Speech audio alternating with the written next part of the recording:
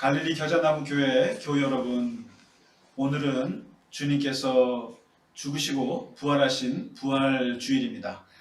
특별히 코로나 사태에서 맞는 부활절이라 더욱더 큰 의미가 있는 날입니다. 우리 시간 주님의 부활하심을 기뻐하고 또 함께 그분의 부활하심을 축하하면서 같이 예배를 시작하겠습니다.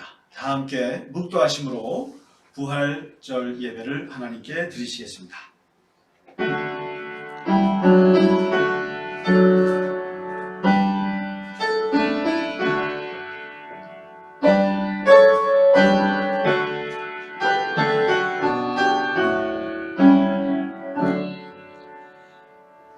이제 그리스도께서 죽은 자 가운데서 다시 살아나사 잠자는 자들의 첫 열매가 되셨도다. 사망이 한 사람으로 말미암았으니 죽은 자의 부활도 한 사람으로 말미암는도다. 아멘. 우리 다 함께 사도신경으로 신앙 고백 드리겠습니다. 나는 전능하신 아버지 하나님 천지의 창조주를 믿습니다. 나는 그의 유일하신 아들 우리 주 예수 그리스도를 믿습니다. 그는 성령으로 있게 되어 동정녀 마리아에게서 나시고 본디오 빌라도에게 고난을 받아 십자가에 못 박혀 죽으시고 장사된 지 사흘 만에 죽은 자 가운데서 다시 살아나셨으며 하늘에 오시어 전능하신 아버지 하나님 편에 앉아 계시다가 거기로부터 살아있는 자와 죽은 자를 심판하러 오십니다. 나는 성령을 믿으며 거룩한 공교회와 성도의 교제와 죄를 용서받는 것과 몸의 부활과 영생을 믿습니다. 아멘. 우리 임내 찬송 25장 함께 찬송하겠습니다.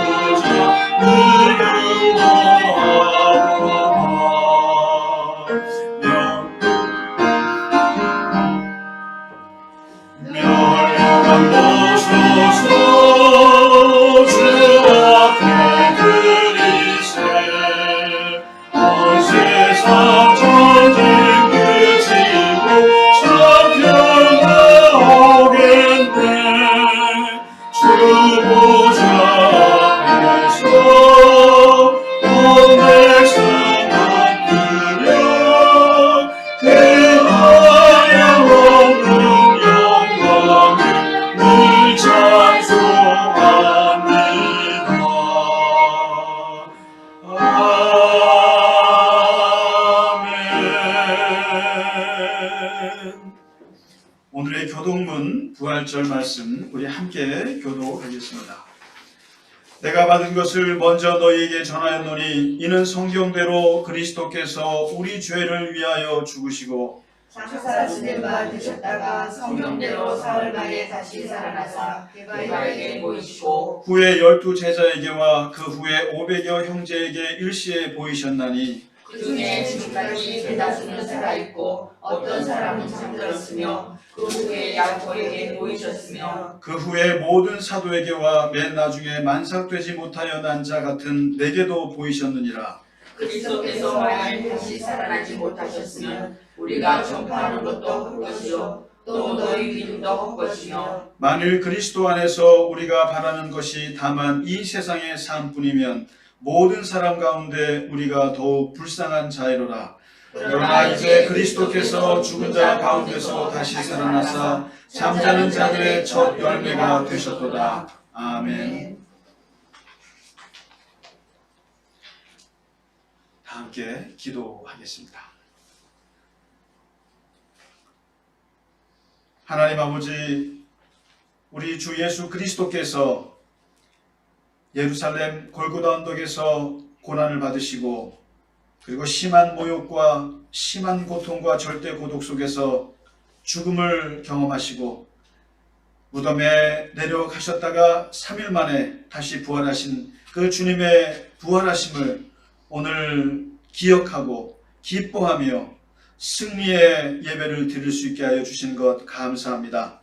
특별히 하나님 아버지, 이 나라의 전 세계에 코로나19의 사태로 인해서 모두가 죽음을 경험하고 있고 모두가 고통을 경험하고 있는 이때에 특별히 맞는 부활절이라 하나님께 더욱더 감격스럽고 더욱더 하나님 앞에 깊은 생각을 하게 되는 부활절입니다. 아버지 하나님, 이 고통과 어려움 속에서도 주님의 부활을 기뻐하며 감사할 수 있게 하여 주시고 또한 우리에게 생명을 주신 하나님께 감사하며 다시 한번 주님을 경배하는 시간을 갖게 하심을 감사합니다. 아버지 하나님, 이 시간 우리가 주님의 부활을 기억할 때에 주님께서 죽음의 고통을 입으시고 그 고통의 터널을 지나서 부활에 이르렀다는 것을 기억하면서 아버지 하나님, 그 부활이 얼마나 값진 것인지, 주님이 다시 사신 것이 우리에게 얼마나 큰 생명이 되는지를 하나님 감사하는 예배를 드립니다. 아버지 하나님, 이 시간 예배하는 우리 모두의 마음과 우리 모두의 몸과 우리의 모든 생명을 주님께서 받아주시고 이 시간 우리의 예배를 통하여 영광받아 주시옵소서. 아버지 하나님, 이 시간 우리로 하여금 생명의 주로 다시 오신 주님을 맞이합니다. 하나님께서 그 십자가의 고통을 넘어서 생명과 부활과 영원한 영생의 기쁨을 우리에게 주신 아버지 하나님, 아무리 힘들어도 부활의 주님을 바라보며 살아갈 때에 다시 일어설 수 있는 소망과 능력을 우리에게 허락하여 주시옵소서. 특별히 우리 갈릴리 겨자나무 교회 교우들을 기억하여 주시사 하나님, 부족하고 많은 연약함이 있으나 하나님께서 우리에게 부활의 주를 소망하며 부활의 주를 믿고 따라가는 갈릴리 겨자나무 교회가 되게 하셔서 이 세상의 어떠한 교회보다도 하나님 안에서 능력이 있고 열매가 있고 하나님 안에서 큰 기쁨이 되는 교회가 되게 하여 주시옵소서. 이 나라와 민족 위에 함께하여 주옵시고 하나님께서 이 세계의 고통들을 주님께서 하나님 사라지게 하여 주셔서 하나님 다시 우리가 일상을 찾게 하시고 이 나라가 이 세계가 다시 주 안에서 평화를 얻을 수 있도록 주님께서 축복하여 주시옵소서. 부활절을 맞는 우리에게 하나님 다시 한번 주님 앞에 서게 하심을 감사합니다. 이 시간 예배하는 우리에게 성령으로 함께 하시고 하나님 저희들의 예배를 받아 주시옵소서. 이 모든 것 주님께 감사와 영광을 돌리오며 우리 주 예수 그리스도의 이름으로 부활하신 주님의 이름으로 간절히 기도하옵나이다. 아멘.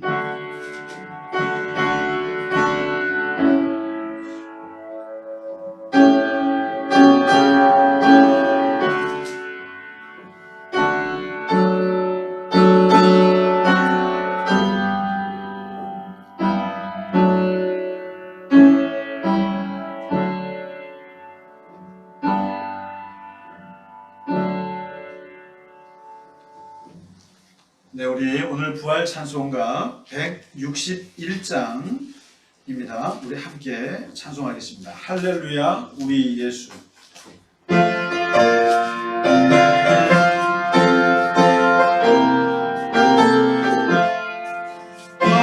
할렐루야 우리 예수 부활 승천하셨네. 세상 사랑 찬양하니 천사와 나가도다. 구주 예수 부활하사 사망 권세 이겼네. 구주 예수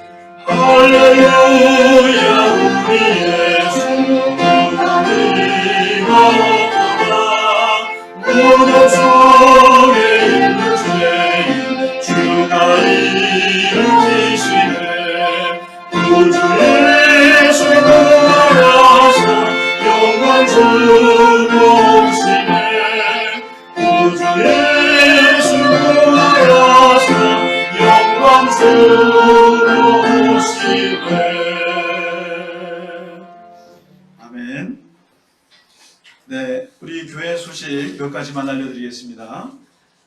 오늘은 부활절입니다.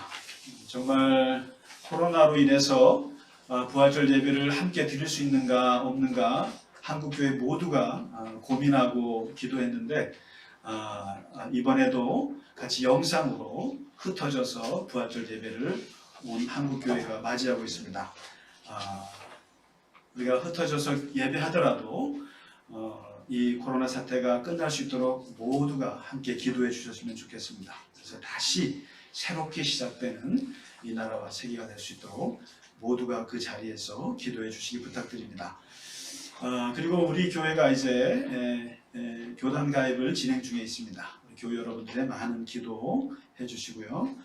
그리고 우리 교우분들께서 이렇게 전화들 해보고 하면은 그래도 건강하게 잘 계셔서 감사한 마음입니다. 다시 우리가 모여서 또 예배 드릴 수 있을 때까지 각 처소에서 건강하게 또 평화롭게 일상을 살아가 주시기를 다시 한번 당부드립니다. 네, 오늘 우리에게 주실 하나님의 말씀 함께 보겠습니다. 요한복음 21장 15절에서 22절의 말씀이 되겠습니다. 요한복음 21장 15절에서 22절 말씀 제가 봉독해 드리도록 하겠습니다. 그들이 조반 먹은 후에 예수께서 시몬 베드로에게 이르시되 요한의 아들 시몬아 내가 이 사람들보다 나를 더 사랑하느냐 하시니 이르되 주님 그러하나이다. 내가 주님을 사랑하는 줄 주님께서 아시나이다. 이르시되 내 어린 양을 먹이라 하시고 또 두 번째 이르시되 요한의 아들 시몬아 내가 나를 사랑하느냐 하시니 이르되 주님 그러하나이다. 내가 주님을 사랑하는 줄 주님께서 아시나이다. 이르시되 내 양을 치라 하시고 세 번째 이르시되 요한의 아들 시몬아 내가 나를 사랑하느냐 하시니 주께서 세 번째 내가 나를 사랑하느냐 하시므로 베드로가 근심하여 이르되 주님 모든 것을 아시오매 내가 주님을 사랑하는 줄을 주님께서 아시나이다. 예수께서 이르시되 내 양을 먹이라.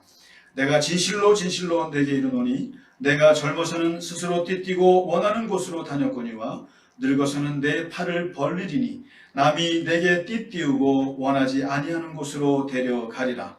이 말씀을 하시면 베드로가 어떠한 죽음으로 하나님께 영광을 돌릴 것을 가리키심이로라. 이 말씀을 하시고 베드로에게 이르시되 나를 따르라 하시니 베드로가 돌이켜 예수께서 사랑하시는 그 제자가 따르는 것을 보니 그는 만찬 속에서 예수의 품에 의지하여 주님을 파는 자가 누구오니까 묻던 자더라. 이에 베드로가 그를 보고 예수께 여짜오되 주님 이 사람은 어떻게 되겠사옵나이까? 예수께서 이르시되 내가 올 때까지 그를 머물게 할지라도 내게 무슨 상관이냐? 너는 나를 따르라 하시더라. 아멘.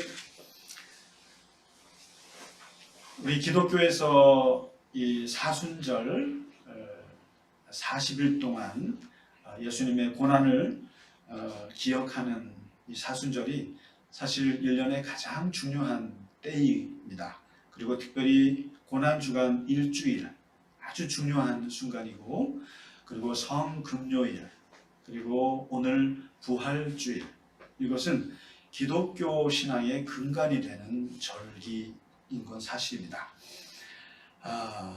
우리가 지난 한 주 동안 비록 흩어져 있었지만 영상으로나마 일주일 동안이라도 예수님의 마지막 일주일을 우리가 말씀으로 묵상해 보았습니다. 사실 성경의 복음서의 40%에서 60%가 예수님께서 예루살렘에서 마지막 일주일 동안 보낸 이야기입니다.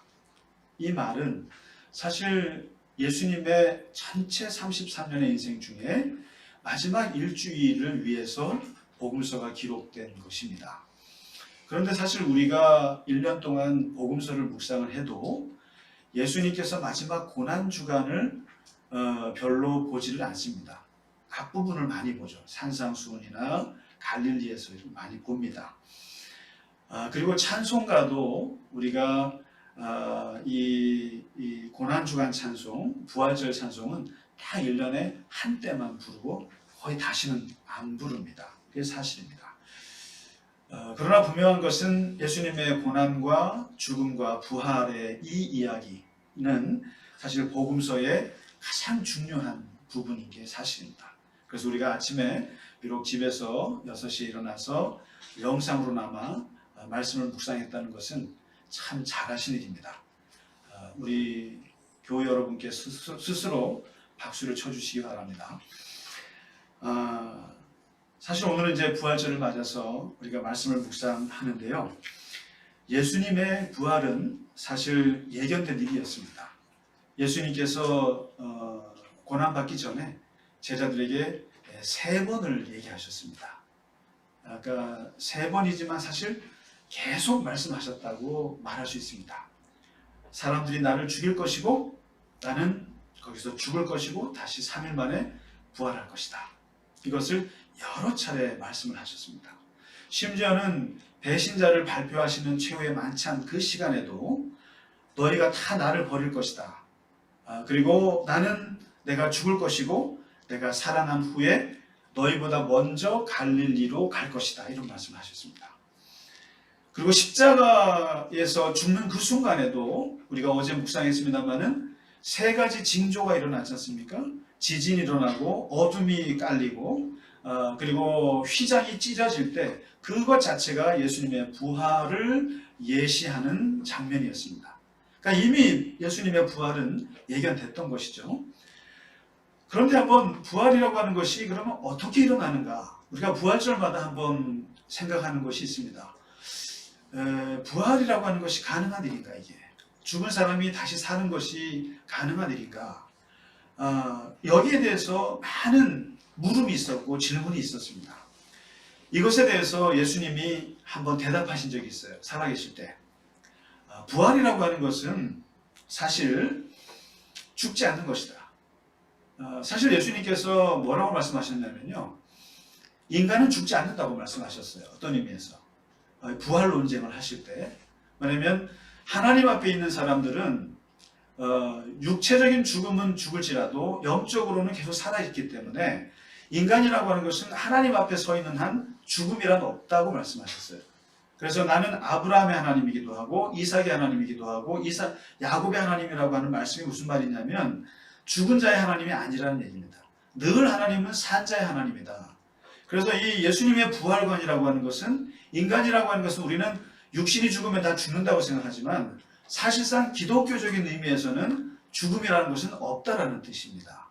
육신의 죽음은 육신의 죽음일 뿐이고 영적으로는 계속 살아있다라는 거죠.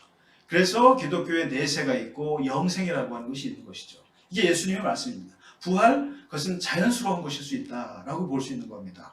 그리고 이것을 사도 바울은 뭐라고 설명을 했냐면 바울은 자꾸만 사람들이 물어요. 어떻게 부활이 가능하냐? 그랬을 때 부활이라고 하는 것은 밭에 씨를 뿌리는 것과 같다. 썩을 것을 심으면 썩지 않은 것이 나지 않느냐. 그리고 비천한 것을 심으면 아주 영광스러운 것이 나는 것이다. 약한 것을 심어서 강한 것이 나는 것이 부활이고 육의 것을 심어서 영의 것으로 변하는 게 이게 부활이라는 것이다. 다시 말해서 썩을 존재가 썩지 않을 존재로 변화되는 것이 부활이고 이것은 자연의 이치와 같은 것이다. 우리가 겨자씨를 하나 심으면 그것이 굉장히 보잘것없는 것 같지만 자라서 나무가 되는 것처럼 이것이 부활의 원리다. 이게 바울의 설명입니다. 그래서 no cross, no crown이다. 다시 말해서 이 씨앗이 썩어 문드러져서 완전히 없어져야만 이것이 나무가 되듯이 부활이라고 하는 것은 엄청난 죽음과 썩음과 고통을 지나서 나오는 것이 이게 부활이다. 이건 모든 자연이 똑같은 짓이다. 그래서 예수님의 부활도 그런 것이다. 이렇게 설명을 합니다. 근데 제가 사실 옛날에 본 영화 중에 나니아 연대기라는 걸 봤어요. 아무 생각 없이 봤습니다. 그냥 뭐 판타지 영화인가 보다 했어요. 그런데 이게 극작가가 누구였냐면 C.S. 루이스라는 거였어요. 깜짝 놀랐어요. C.S. 루이스가 영국의 유명한 기독교 평론가고 기독교 변론가죠. 문학가고 케임브리지 대학 교수고 영문학자죠. 이분이 20세기에 기독교를 세상에 아주 잘 변증하신 유명하신 분인데 이분이 이런 시나리오를 쓴 거예요. 근데 이제 거기에 내용에 보면 다른 건 다 적고 거기에 이제 예수님을 상징하는 아슬란이라고 하는 큰 사자가 나옵니다. 근데 그 이 사자가 자기를 배신하고 이제 죄를 지은 그 에드먼드라고 하는 아이를 이제 구하기 위해서 그가 이 마녀 앞에서 이제 죽임을 당하거든요. 죽임을 당하는데 이 아슬란이라고 하는 사자, 이제 그 왕국의 왕입니다.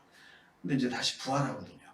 근데 이제 부활하는데 저는 다른 건 다 기억이 안 나고 거기서 그 부활 후에 아슬란이 했던 대사 한마디밖에 생각이 안 나요. 그걸 보고 저는 몇 년 동안 부활의 원리가 이런 건가라고 생각을 들었어요. 뭐냐면 거기 대사가 이렇게 나와요. 배신하지 않은 자가 배신한 자를 위해서 대신 희생하게 되면 그는 죽음 가운데서 다시 살아나게 된다. 이게 그 아슬란의 말이에요. 이것은 아슬란의 말이기도 하지만 이것은 C.S. 루이스의 부활에 대한 생각이에요. 배신하지 않은 사람이 배신한 자를 위해서 희생하면 그 사람은 죽을 수가 없다라는 거죠. 이것을 바꿔 말하면 예수님의 죽음은 죄가 없는 자의 죽음이면서 동시에 죄 많은 자를 위한 희생이었다라고 하는 것입니다. 너무나 거짓된 자를 위해서 지극히 진실한 자의 죽음이라는 것입니다. 그리고 너무나 더러운 자를 위해서 지극히 깨끗한 자의 죽음이다. 이 죽음은, 이 희생은 결코 죽을 수가 없다. 그래서 부활하게 되어 있다.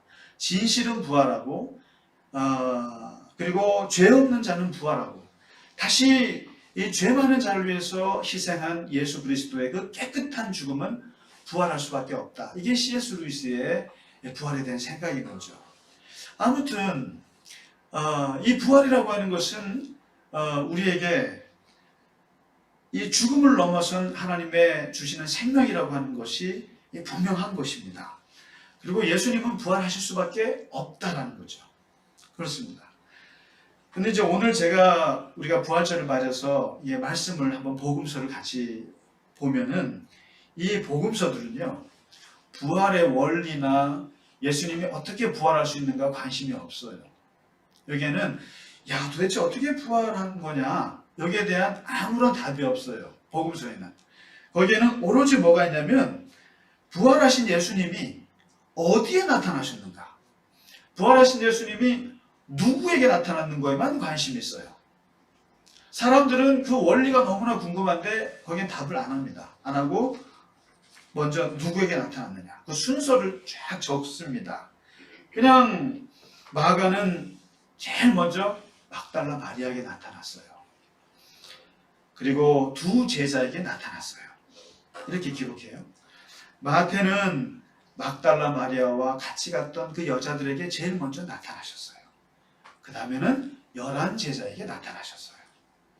누가는 제일 먼저 본 사람이 막달라 마리아예요, 요한나예요, 야고보의 어머니 마리아예요, 그리고 다른 여자들이에요. 여자들에게 1번으로 나타났어요. 그리고 엠마오로 가는 두 제자에게 나타났어요. 그 다음에 11 제자에게 나타났어요. 요한복음은 막달라 마리아에게 나타났어요. 그 다음에 도마가 빠져있는 제자들에게 나타났어요. 그 다음에 도마가 같이 끼어있는 제자들에게 나타났어요. 그리고 갈릴리 바닷가에서 7 제자에게 나타났어요. 이게 전부예요. 근데 여기서 우리 여성 교인분들은 힘을 내시기 바랍니다. 부활하신 예수님을 제일 먼저 만난 사람은 여자들입니다. 남자가 아닙니다. 베드로도 아니에요. 그래서 이런 말이 있습니다. 여성은, 인류에서 여성들은 종교를 위해서 엄청난 헌신을 했으나 종교는 여성을 무시했다라는 유명한 말이 있습니다. 사실 교회에서 헌신적인 분들은 거의 다 여성입니다. 오늘 여기 오신 분들도 거의 다 여성이고 남자는 3명, 저와 함께. 이게 현실입니다. 아무튼 이 부활하신 주님을 제일 먼저 만난 사람은 여성들이었고, 이게 누가 먼저 만났느냐, 이게 굉장히 중요했어요.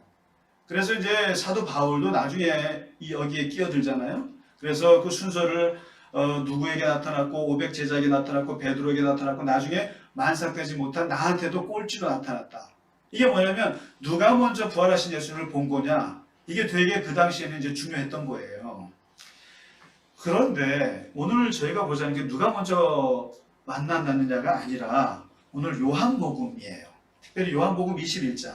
저는 지금까지 목회하면서 부활절에 이 요한복음 21장을 이렇게 본문으로 삼아보긴 처음이에요. 아마 이것은 우리가 일주일 동안 주님의 마지막 가는 길을 하루하루 이렇게 보면서 사실 성경을 일주일 내내 이제 보면서 아마 느껴진 감정이었던 것 같아요. 그것이 오늘 부활절 메시지로 나오게 되는데, 요한복음은 특별히 부활하신 예수님께서 나타나신 곳에 집중을 해요. 어디냐면 갈릴리에 주목을 합니다. 어느 누구도 주목하지 않는 장소인데, 물론 마태복음에도 보면 제자들이 갈릴리에 가서 예수님께서 지시하신 그 산에서 배웠다라고 하는 한 줄짜리 구절은 있어요. 그러나 별로 비중이 없습니다. 그런데 요한복음이라고 하는 것은 여러분 아시다시피 20장으로 끝나는 책이에요. 원래 한번 보세요. 20장 맨 마지막 구절이 뭐냐면은 이것을 기록함은 너희에게 예수가 하나님의 아들이시고 그리스도임을 내가 믿게 하려고 쓴 거고, 그리고 그를 힘입어서 생명을 얻게 하려고 이 책을 썼노라. 끝. 그래서 요한복음은 20장으로 끝나는 책이에요. 원래. 그런데 무슨 생각이었는지 한 장을 더 써요. 한 장을 더 쓰는데, 물론 요한도 다른 복음서처럼 예수님이 마리아에게 나타났고 또 도마에게 나타났고 이거 다 썼어요. 그리고는 끝냈는데 다시 한 장을 기록하는데 바로 갈릴리 바닷가에서 부활하신 예수님이 7 제자를 만난 이야기를 기록을 하는데, 그것도 디테일하게 기록합니다. 아주 자세하게. 마치 오늘 여기 카메라가 있습니다만은 멀리서 찍지 않고 아주 클로즈업해서 그 장면만 찍어서 마지막 21장을 붙입니다. 그래서 제가 이번에 느낀 것은 21장은 복음서의 부활장이겠구나. 고린도전서 15장이 바울의 부활장이라고 한다면은 요한복음 21장은 그야말로 새롭게 출발하는 복음서의 부활장이겠구나라고 생각이 들었습니다. 여기서 요한이 왜 예수님께서 갈릴리로 가신 거를 이렇게 한 장에 걸쳐서 썼을까? 예수님은 왜 부활하신 후에 갈릴리로 가셨을까? 또 마가복음에 보면은 예수님께서 내가 살아나가서 너희보다 먼저 갈릴리로 갈 것이다 이렇게 말씀하시거든요. 근데 왜 예수님께서 갈릴리로 가셨을까? 예루살렘에서 죽으셨으니까 그곳에서 부활하셔야죠. 그러니까 여러분이나 저나 똑같을 거예요. 예루살렘에서 비참하게 죽었지 않습니까? 그랬으면 네가 하나님의 아들이면 내려와보라고 얼마나 조롱을 받으셨어요? 그리고 하나님이 버린다고 하는 그 저주스러운 죽음까지 맞이하셨으면 거기서 부활하셨지 않습니까? 부활하셨으면 예루살렘 성전 앞에서 부활하셔야죠. 유대인들 앞에서 당당하게 부활하셔야죠. 빌라도와 가야바와 헤롯 앞에서 또 종교 지도자들 앞에서 화려하게 부활하심으로써 내가 하나님의 아들이요, 내가 그리스도요, 유대인의 왕이라고 하는 것을, 그 억울함을 풀어내셨어야죠. 그런데 예수님은 그 총구석 갈릴리로 싹 가 계셨습니다. 먼저 가 계셨습니다. 제자들보다 먼저 가 계셨다는 거죠. 왜 예수님이 갈릴리로 가셔서 거기서 제자들을 만나셨을까? 그것이 저의 질문이었습니다. 일주일 동안. 예수님은 왜 갈릴리에 가셔서 제자들을 만나셨을까? 이 갈릴리가 어떤 곳입니까? 갈릴리는 제자들과 예수님이 처음 만난 곳이에요. 그리고 예수님의 제자들을 처음 부르신 곳이에요. 그리고 제자들이 예수님의 제자로 살기로 다짐한 곳이에요. 그리고 갈릴리는 예수님과 제자들의 사랑이 시작된 곳이에요. 거기가. 그리고 예수님과 제자들이 하나가 돼서 으쌰으쌰하면서 거기를 돌아다니시면서 하나님의 나라를 선포하고 귀신을 내어쫓고 죽은 자를 살리고 고치고 했던 그 사역의 추억이 서린 곳이 갈릴리예요. 갈릴리는 예수님과 제자들에게 한마디로 첫사랑, 첫 만남, 첫 사역, 첫 꿈을 이루었던 곳이 갈릴리예요. 그래서 저는 갈릴리 겨자나무 교회 이름이 너무 좋습니다. 정말 좋아요. 저는 이 갈릴리라고 하는 것이 너무너무 좋은데, 다시 말해서 이 갈릴리의 부활의 의미가 뭐냐면, 갈릴리는 초심의 자리입니다. 처음의 그 자리예요. 그리고 주님이 항상 제자들을 기억하는 그 자리가 어디냐? 갈릴리예요. 근데 더 주목할 것은 뭐냐면, 지금 부활하신 예수님이 어디에 계시냐면 바로 누가복음 5장에서 베드로와 예수님이 처음 만났던 그 장소예요. 그 장소에서 똑같은 행동을 하세요. 왜냐하면 3년 전에 만났던 그 장소에서 뭘 하셨냐면은, 베드로가 고기를 잡아요. 한 마리도 못 잡아요. 그때 예수님이 저 깊은 곳에 한번 던져봐라 그러시죠. 엄청 많이 잡아요. 그때 베드로가 깨닫고 주님 앞에 무릎 꿇고, 주님 저를 떠나세요. 나는 주님 죄인입니다. 그때 예수님이 내가 너를 사람 나는 업으로 만들게 하리라 하고 하는 그 드라마틱한 부르심의 그 만남이 있었던 곳이 바로 이 자리예요. 근데 바로 이 자리에 예수님께서 부활하시고 오셨어요. 그리고는 지금 베드로는 어때요? 그 갈보리 언덕에서 비참하게 죽으신 예수님을 보고 또 본인도 예수님을 부인하고 나서 너무 절망스러운 거예요. 내가 예루살렘에서 예수님과 무슨 영화를 누리려고 내가 가서 그렇게 설쳐댔나 싶은 거고, 그리고 그 예수님 죽은 걸 보고 너무나 허탈해서, 에라 우리가 무슨 여기서 그런 꿈이 있었냐고 그러면서 허탈하게 돌아갑니다. 고기나 잡으러 가자. 우리가 원래 어부였지 언제 무슨 대단한 꿈이 있었냐 하고는 고향으로 돌아가서 고기를 잡고 있는 거예요. 고기를 잡고 있는데 한 마리도 못 잡습니다. 한 마리도 못 잡고 빈 그물로 돌아올 때 누군가가 오른쪽에 던져봐라. 그랬더니 엄청 많이 잡은 거죠. 그때 제자들이 말합니다. 아, 주님이시다. 3년 전 부르셨던 그것과 똑같이 부르시면서 부활하신 주님을 깨닫게 됩니다. 그리고 베드로가 예수님의 준비하신 조반 그 앞에 자리에 앉게 됩니다. 갈릴리에서 제자들에게 부활의 주님이 나타나셨다고 하는 것은, 부활이라고 하는 것은 처음에서부터 다시 시작한다는 뜻입니다. 그리고 부활이라고 하는 것은 초심으로 돌아가서 그곳에서 주님과 만났던 그곳에서 다시 출발하는 것입니다. 지금 베드로는 주님을 잃어버렸죠. 주님을 잃어버린 베드로에게 고기잡이라고 하는 것은 아무것도 아니에요. 무기력, 무능력, 그리고 무의미예요. 고기를 잡긴 잡으지만 머리는 딴 데가 있어요. 그냥 머리가 텅 빈 느낌이 있으시죠? 영혼이 없는 삶, 아무것도 없는 삶을 베드로는 살고 있는 거죠. 지금 다시 말해서 우리가 주님, 부활하신 주님이 아니라 죽은 예수님을 믿고 있다는 게 이런 겁니다. 무능력이에요. 무기력이고 무의미한 거예요. 그리고 심지어는 이 예수님이 없는 삶은 아무런 생산성이 없어요. 아무런 소득도 없어요. 그리고 아무런 열매도 없어요. 아무것도 없어요. 그래서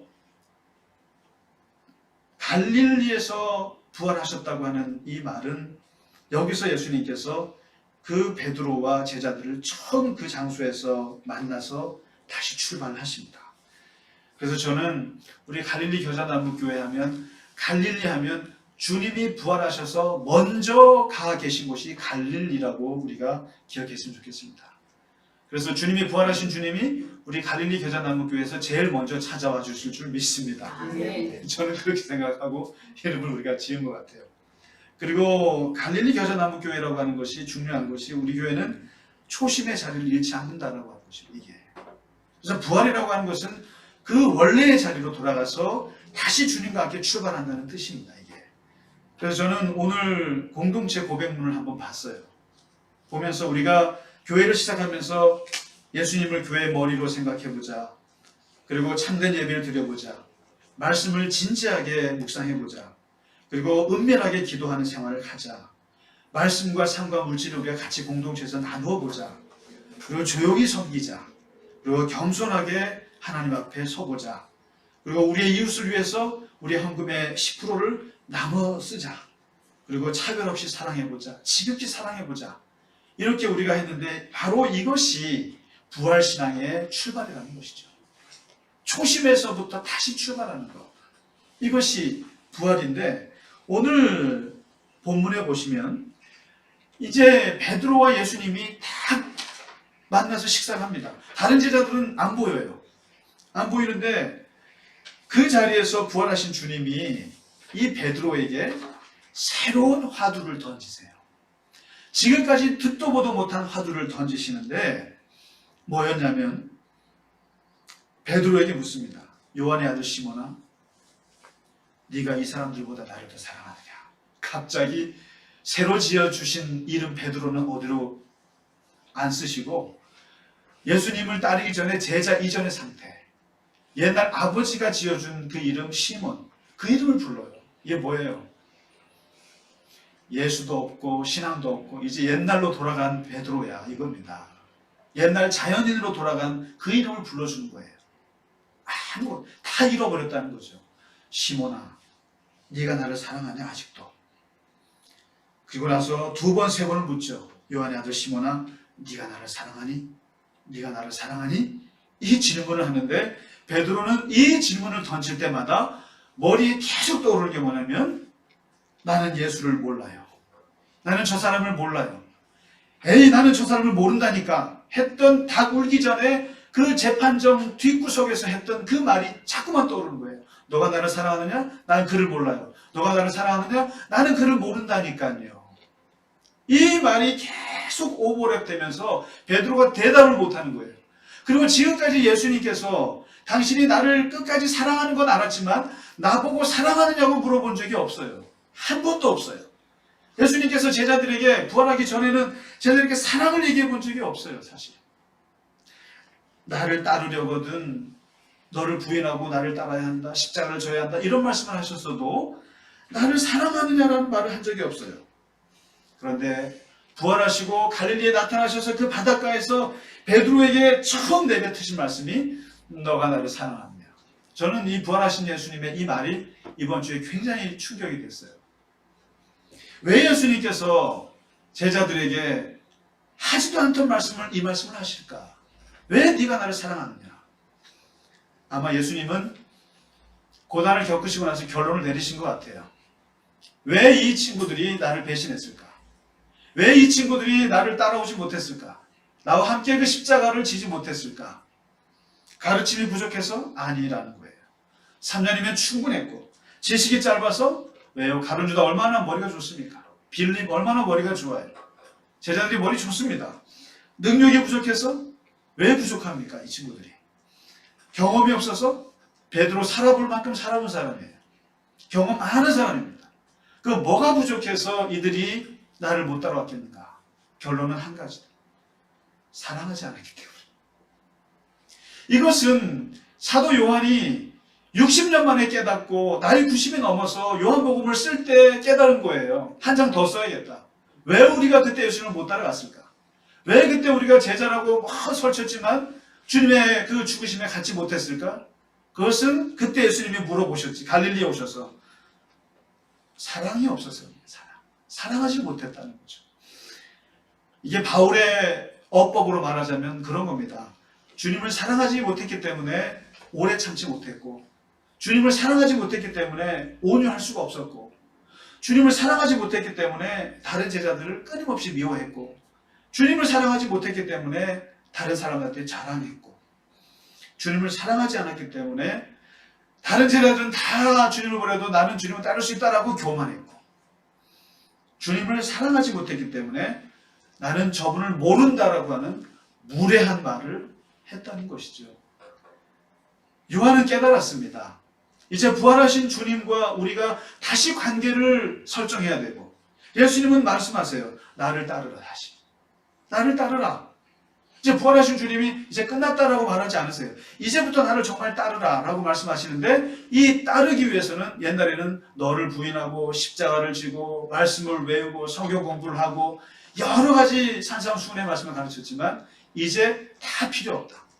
오직 하나, 너가 나를 사랑하느냐. 사랑하느냐. 저는 이 말씀에 이게 이거구나라고 생각이 들었습니다. 부활하신 주님과 우리가 어떻게 주님을 따라갈 수 있을까? 제자로 살 수 있을까? 주님을 사랑하는 것밖에 없다라는 겁니다. 사랑하는 것밖에 없다. 왜냐하면 이게 그렇습니다. 똑똑하다고 되는 것도 아니고 능력이 있다고 되는 것도 아니고 무조건 순종 못해요.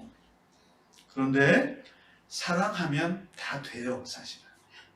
우리가 주님을 사랑하는 마음이 있으면 똑똑하지 못해도 따라갈 수 있어요. 우리가 주님을 좋아하고 사랑하면 좀 지식이 부족해도 따라갈 수 있어요. 그리고 그래서 사도 요한은 말합니다. 사랑 안에 두려움이 없다. 사랑하면 두려움이 없어져요. 왜냐하면 주님을 사랑하니까. 그리고 사랑 안에 거하는 자는 하나님이 그 안에 거하고 또 우리가 하나님 안에 거한다. 그래서 이 요한복음 21장에서 사도 요한이 부활하신 주님을 우리가 만나서 그분과 함께 살아갈 때 어떻게 살아갈 것인가 두 가지라는 겁니다. 하나는 갈릴리 그 처음 주님을 만났던 그 자리로 돌아가서 다시 출발하자. 우리가 처음 주님을 만났을 때를 다시 기억하자. 그리고 다시 주님을 따라갈 때는 주님을 사랑하자. 나같이 미천하고 부족하지만 내가 그래도 주님을 사랑하자.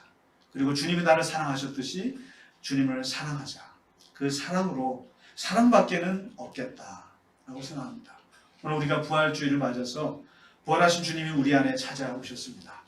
다시 오셨는데 우리가 주님을 사랑하고 끝까지 그 사랑 안에서 주님이 내 안에 내가 주님 안에 거하면서 부활의 주님과 승리하는 우리 갈릴리 겨자나무 교회 모든 교우분들 되시길 바라고 또 우리 이 나라와 이 민족이 되시기를 주님의 이름으로 간절히 축원합니다. 아멘. 우리 다 함께 기도하겠습니다.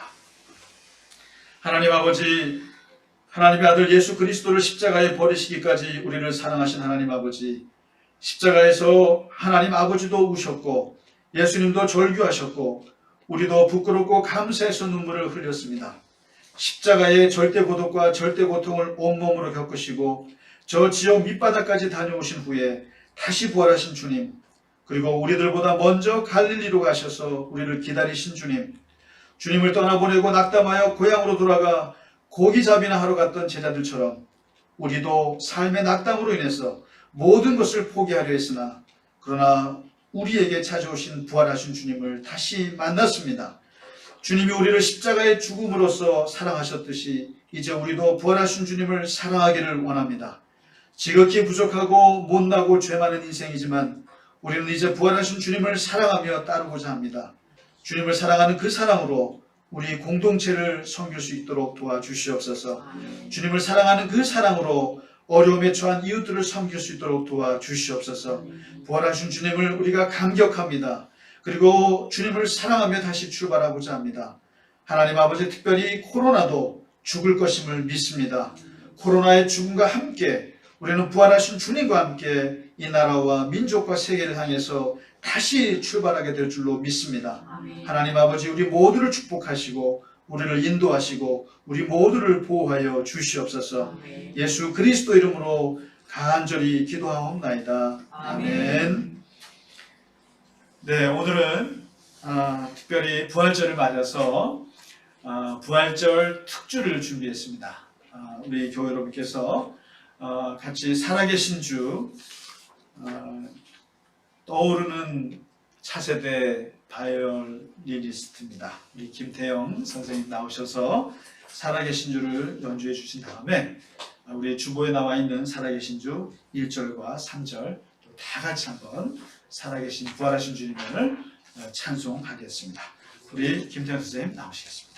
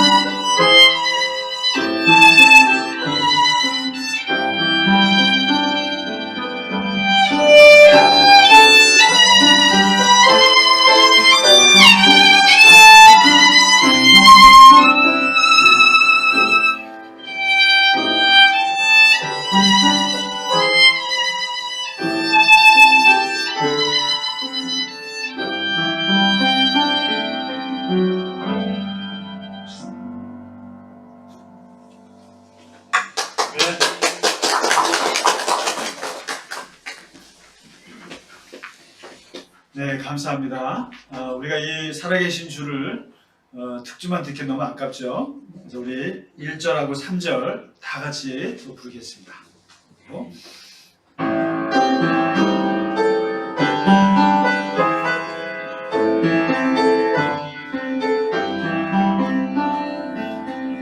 주 하나님 독생자 예수 나 위하여 오시오니 내 모든 죄 다 사하시고 죽음에서 부활하신 나의 구세주 살아계신 주 나의 참된 소망 걱정 근심 전혀 없네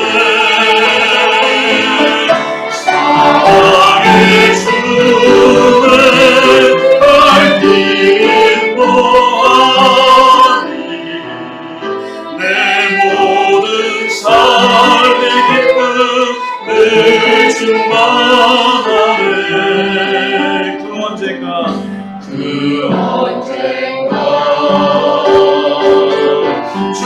뵐 때까지 주를 위해 싸우리라 주의 길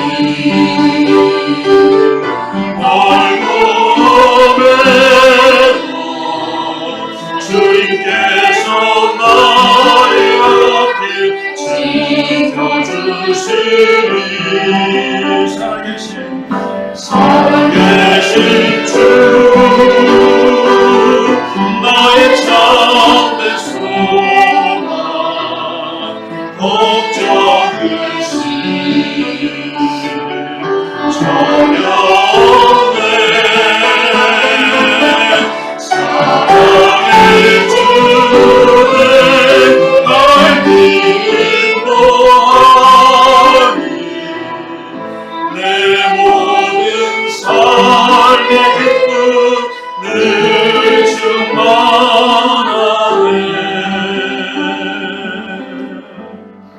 충만하네. 이제는 우리 주 예수 그리스도의 크신 은혜와 하나님 아버지의 지극하신 사랑하심과 성령의 감화, 감동, 위로, 교통하심이 이제 부활하셔서 갈릴리로 찾아오셔서 제자들에게 마지막 사랑을 당부하며 다시 따를 것을 말씀하신 그 주님의 그 말씀이 이제 다시 우리에게 찾아오셔서 처음 주님을 만났던 그곳에서 다시 주님과 함께 출발할 수 있도록 다시 주님과 함께 시작할 수 있도록 우리에게 새 힘을 주시고 우리에게 새 능력을 주시고 새 희망을 주셔서 이 땅을 승리하며 살아가기를 원하며 제자로서 끝까지 주님과 함께 살기를 원하는 모든 갈릴리 겨자나무교회 교우들과 또한 그들의 가정과 그들의 일터와 또 이 나라와 민족이 위해 영원히 함께 계실지어다. 아멘.